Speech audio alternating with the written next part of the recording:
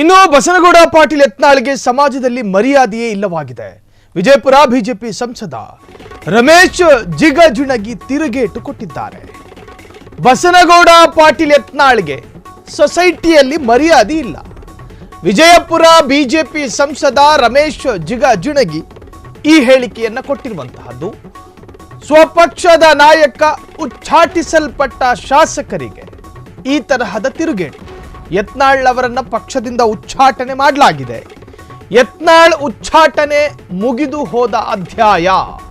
ಸದಾ ಬೈಯುವ ಯತ್ನಾಳ್ ನಾಯಕನಾಗಲು ಸಾಧ್ಯ ಇಲ್ಲ.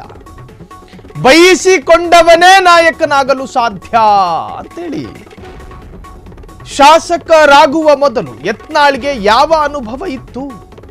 ರಾಜಕೀಯ ಅನುಭವವನ್ನು ಕೆದಕಿದ್ದಾರೆ. ಲೋಕಸಭಾ ಚುನಾವಣೆಯಲ್ಲಿ ಯತ್ನಾಳ್ ಕ್ಷೇತ್ರದಲ್ಲೇ ನನಗೆ 9,000 ಮತಗಳು ಕಮ್ಮಿ ಆಗಿದ್ವು. 9,000 ಮತ. ಯಾಕೆ ಓಟ್ ಕಮ್ಮಿ ಬಂತು ಅಂತ ಯತ್ನಾಳ್ಗೆ ಯಾರೂ ಕೇಳೋದಕ್ಕೆ ಹೋಗಿಲ್ಲ, ಯಾರು ಕೇಳಿಲ್ಲ. ವಿಜೇಂದ್ರ ರಾಜ್ಯಾಧ್ಯಕ್ಷರಾದರೆ ಒಳ್ಳೆಯದು ಅಂತ ರಾಜ್ಯಾಧ್ಯಕ್ಷರನ್ನಾಗಿ ಮಾಡಿದ್ದಾರೆ. ಉಚ್ಚಾಟಿತ ಶಾಸಕ ಯತ್ನಾಳ್ಗೆ ಸಂಸದ ರಮೇಶ್ ಜಿಗಜಿಣಗಿ ತಿರುಗೇಟು ಕೊಟ್ಟಿದ್ದಾರೆ.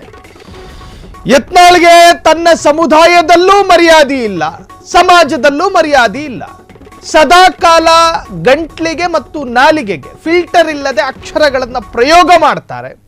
ಆ ಅಕ್ಷರಗಳು ಯಾರ ಮನೋಭಾವನೆ ಅಥವಾ ಯಾವ ವಿಚಾರವನ್ನ ನೋಯಿಸುತ್ತೆ ಅನ್ನೋ ಪರಿಜ್ಞಾನವನ್ನ ಕಳ್ಕೊಂಡು ರಾಜಕೀಯ ಭಾಷಣ ಮಾಡ್ತಾರೆ, ಸದಾ ಕಾಲ ಬೈತಿರ್ತಾರೆ.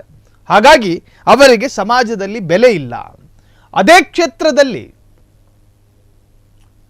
ಕ್ಷೇತ್ರದಲ್ಲಿ ಅವರದೇ ಪಕ್ಷದ ಕಾರ್ಯಕರ್ತರು ಕೂಡ ಅವರಿಗೆ ಮರ್ಯಾದೆ ಕೊಡೋದಿಲ್ಲ. ಇದು ಬಿಜೆಪಿಯ ನಾಯಕನೇ ಹೇಳ್ತಾ ಇರುವಂತಹ ಜಿಗಜಿಣಗಿ. ಸೊ ತಿರುಗೇಟನ್ನು ಕೊಟ್ಟಿರುವಂತಹದ್ದು. ಯತ್ನಾಳ್ ಅವರನ್ನ ಪಕ್ಷದಿಂದ ಉಚ್ಚಾಟನೆ ಮಾಡಲಾಗಿದೆ. ಯತ್ನಾಳ್ ಉಚ್ಚಾಟನೆ ಮುಗಿದು ಹೋದ ಅಧ್ಯಾಯ. ಸದಾ ಬೈಯುವ ಯತ್ನಾಳ್ ನಾಯಕನಾಗೋದಕ್ಕೆ ಸಾಧ್ಯ ಇಲ್ಲ.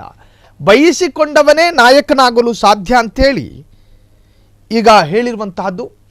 ಸೊ ಶಾಸಕರಾಗುವ ಮೊದಲು ಯತ್ನಾಳ್ಗೆ ಯಾವ ಅನುಭವ ಇತ್ತು ಅಂತ ಹೇಳಿ ಕೂಡ ಪ್ರಶ್ನೆ ಮಾಡಿದ್ದಾರೆ. ಲೋಕಸಭಾ ಚುನಾವಣೆಯಲ್ಲಿ ಯತ್ನಾಳ್ ಕ್ಷೇತ್ರದಲ್ಲೇ ನನಗೆ 9,000 ಮತಗಳ ಕಮ್ಮಿ ಇತ್ತು. ಯಾಕೆ ಓಟ್ ಕಮ್ಮಿ ಬಂತು ಅಂತ ಯತ್ನಾಳ್ಗೆ ಯಾರೂ ಕೂಡ ಕೇಳೋದಕ್ಕೆ ಹೋಗಿಲ್ಲ. ವಿಜೇಂದ್ರ ರಾಜ್ಯಾಧ್ಯಕ್ಷರಾದರೆ ಒಳ್ಳೆಯದು ಅಂತ ರಾಜ್ಯಾಧ್ಯಕ್ಷರನ್ನಾಗಿ ಮಾಡಿದ್ದಾರೆ. ಪಕ್ಷ ತೀರ್ಮಾನ ಮಾಡಿರುವಂತಹದ್ದು ರಾಜ್ಯಾಧ್ಯಕ್ಷನಾದರೆ ಉತ್ತಮ ಅನ್ನುವಂಥ ಕಾರಣಕ್ಕೋಸ್ಕರನೇ ಅವರನ್ನ ರಾಜ್ಯಾಧ್ಯಕ್ಷರನ್ನಾಗಿ ಮಾಡಿರುವಂತಹದ್ದು. ಉಚ್ಚಾಟಿತ ಶಾಸಕ ಯತ್ನಾಳ್ಗೆ ಸಂಸದ ರಮೇಶ್ ಜಿಗಜಿಣಗಿ ತಿರುಗೇಟನ್ನು ಕೊಟ್ಟಿದ್ದಾರೆ.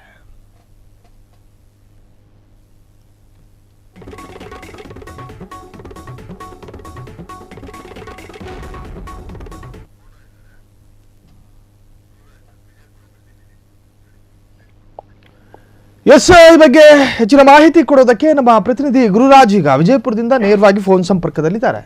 ಗುರುರಾಜ್,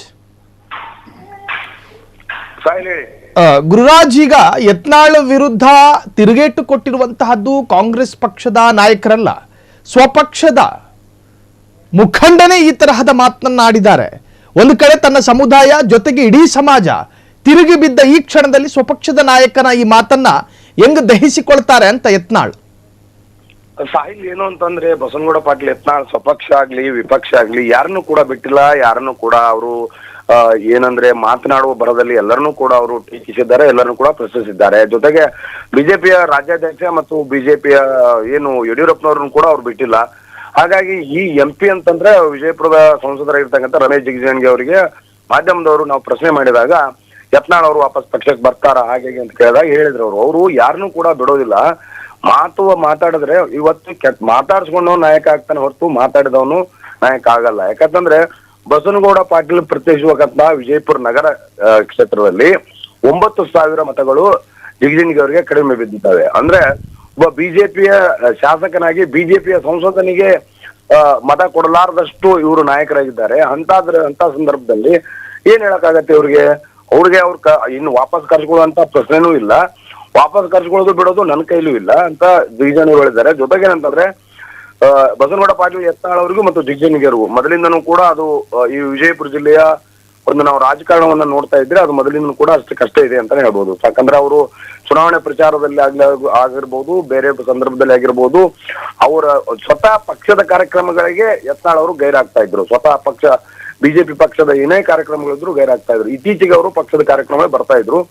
ಹಾಗಾಗಿ ಜೊತೆಗೇನಂತಂದ್ರೆ ಯತ್ನಾಳ್ ಸಂಸದ ರಮೇಶ್ ಜಿಗಜಿಣಗಿ ವಿರುದ್ಧ ತಮ್ಮದೇ ತಮ್ಮ ಒಬ್ಬ ಹಿಂಬಾಲಕರನ್ನ ನಿಲ್ಲಿಸುವಂತ ಪ್ರಯತ್ನ ಕೂಡ ಕಳೆದ ಚುನಾವಣೆಯಲ್ಲಿ 2 ಚುನಾವಣೆಯಲ್ಲಿ ಅವ್ರು ಮಾಡಿದ್ರು. ಹೀಗಾಗಿ ಜಿಗಜಿಣಗಿಯವರು ಕೂಡ ಮುನಿಸಿದೆ ಅವ್ರ ಬಗ್ಗೆ.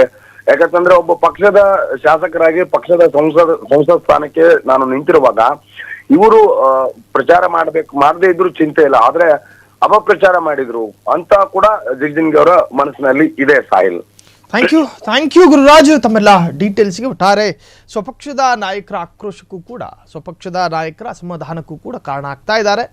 ಏನು ಬಸನಗೌಡ ಪಾಟೀಲ್ ಯತ್ನಾಳ್ ಅವರ ಮುಂದಿನ ರಾಜಕೀಯ ನಡೆ ನಿಜಕ್ಕೂ ಕೂಡ ಕುತೂಹಲವನ್ನ ಕೆರಳಿಸಿದೆ.